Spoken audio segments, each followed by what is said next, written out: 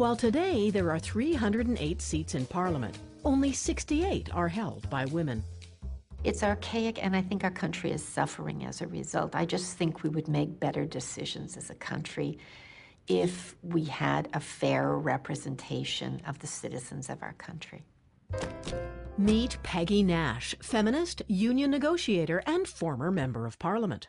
If you don't have women at the table, if you don't have women in powerful positions, making the rules, being a voice, having the power to change things, how are things going to change? The World Economic Forum published the first Global Gender Gap Report, an assessment of how well countries divide their resources between men and women in areas like employment equity, healthcare, and political representation.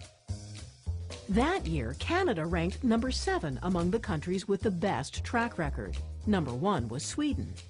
5 short years later, Iceland is number 1, but Canada has dropped to the number 20 spot, behind Sri Lanka, the Netherlands, and Latvia. And for the first time ever, Canada is lagging behind the U.S. in terms of how we treat our female population. What's happening is we're facing a real backlash.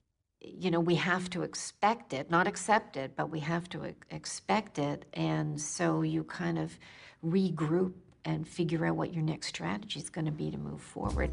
But who is going to strategize and move forward when women are reluctant to identify themselves as feminists?